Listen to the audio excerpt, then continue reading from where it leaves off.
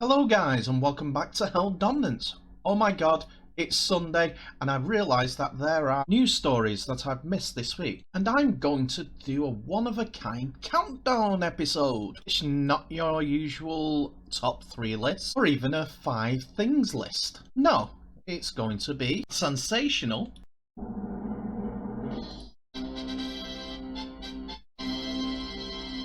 that's right, 4 things. So sit back, grab your popcorn, as these stories from the rugby league world, and this format may be a one-of-a-kind situation. But if you guys like it, I might give it another go. So remember to like, subscribe, and also click that notification bell for more excellent content from Held Dominance. I'm Anthony from Held Dominance, and I'm now going to bring you 4 stories we missed 15th to the 22nd of August 2021.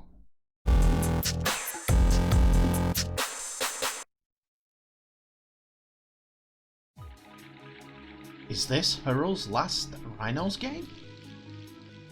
Conrad Hurrell is set to miss the rest of the 2021 Super League season with a foot injury, which could end his career at Headingley. The powerful Tongan is a marquee contract with the Rhinos, but his deal runs out at the end of the season. With the likes of Blake Austin and Aidan Caesar joining the club, it remains to be seen where the future lies for Hurrell. And his coach confirmed that it's a ligament in his foot and he'll be in a boot for 4 to 6 weeks, at least. Despite all this, Leeds have stated that they've opened contract negotiations with Hurrell to extend the centre's stay at Headingley.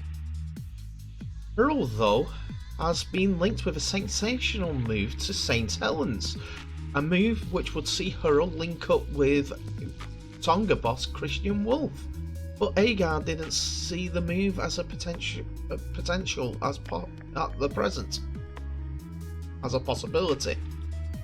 Agar said on the situation, "You're probably going to have to ask Conrad about that. He's not told us that he's signed for Saints, and neither has his agent, but that may well be the case. We have been in dialogue with Conrad about extending his stay, and that's where it is."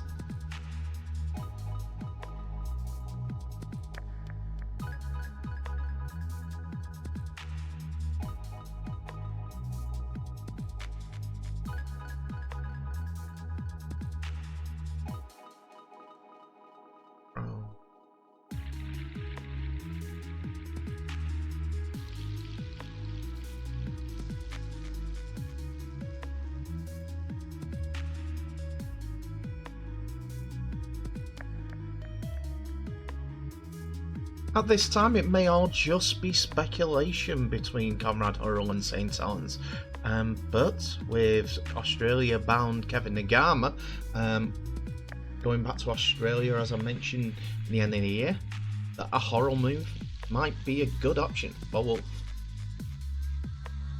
Wakefield and Lange in dispute? Wakefield Trinity are in talks with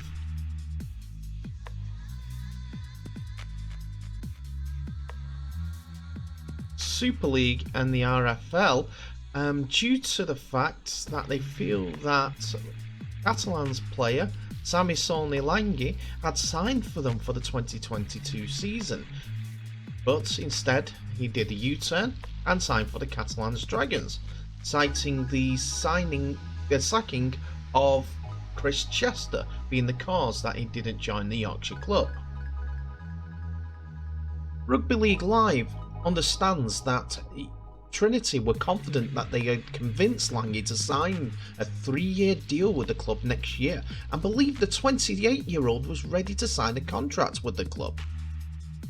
However, the powerful 28-year-old centre has now decided that he will stay at Catalans and signed a contract with Steve McNamara's side after contacting Wakefield and insisting that the change of coach last week was behind a decision not to move to the club in 2022. Wakefield are now understood to be assessing their options and have lodged a complaint to the RFL, and about the circumstances which led to Langie's reversal on a deal which the club is moving forward with. However, it is highly unlikely that without any proof of Langie's had signed a deal, something which had not yet materialised, that there was little the sports authorities can do. Wakefield declined to comment when approached by Rugby League Live. Number 3. FC legend diagnosed with the early signs of dementia. Former Hull FC star James Luluai has been diagnosed with dementia, the club has confirmed. The 64-year-old made his name in the English game, turning out for Hull between 1985 and 1988, with later spells at Leigh and Wakefield. Luluai earned 29 caps for New Zealand, scoring 14 tries as his athletic prowess shone on the international stage. The centre, nicknamed Lullaby, as he often fell asleep off the field, was renowned for his scintillating score in the 1983 Challenge Cup semi-final victory over Castleford. Lulai's try was hailed one of the greatest solo tries of all time, as he glided past 4 Castleford players and raced over half the length of the field without a hand even being touching him until he crossed the line. He made more headlines 2 years later in Hull's narrow 28-24 defeat to Wigan in the 1985 Challenge Cup final, when he scored 2 tries as Hull fought back from a 28-12 deficit at half-time, in which was described one of the greatest ever finals. As part of a rugby league dynasty, James is the father of Wigan star Tommy Luluai, as you see here, and ex-Widnes forward McGrath Luluai, as well as the uncle of former Leeds favourite Kyle. We wish James and his family well in this battle, and hopefully he'll come out the other side a success. Eels in courtroom showdown. So the tough times at the Eels keep rolling in, with the club reportedly being sued by the liquidator of a company that made third-party payments during the 2016 salary cap scandal. The Australian's Brent Reid revealed on the NRL 360 that the club are aware of what is unfolding, but are refusing to comment. They're getting sued. If we go back 5 years, there was a company that was involved in that was paying some players as third-party agreements. I think Jared Hayne and Anthony Watmore were the guys getting paid. That company has now gone broke, and as a result, the liquidators are suing Parramatta, suggesting that maybe these payments, because they were made, the liquidators should have access to that money. They didn't want to talk about it today, but it's just more drama. A reported total of $225,000 Australian dollars was paid to Hayne and Watmore over 2 to 3 years in third-party payments. As per the article, liquidators for Black Citrus Supply Limited launched actions into the New South Wales Supreme Court, with the statutory report filed them. As per the article, liquidators of Black Citrus Pty Limited launch action in the New South Wales Supreme Court, with statutory report filed with the Australian Securities Investments Commission listing potential assets. One of the claims against the Parramatta Football Club is an uncertain amount.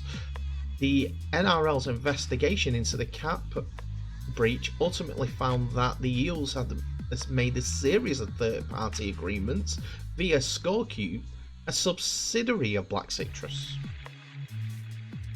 As a result, the Eels were fined $1 million, lost 12 competition points, and stripped of their Auckland Nines win in 2016. Not only have they got to get their act together on the pitch, the matter is in front of the court on September the 8th. So that's our list. Please remember to comment below and see what your thoughts are on today's content. If you like it, then great. We might do one again in the future. Or, if not, we'll try something else. But in the meantime, remember, please to stay safe. All the best. Like, comment, subscribe. Bye for now, and I'll see you in the next video.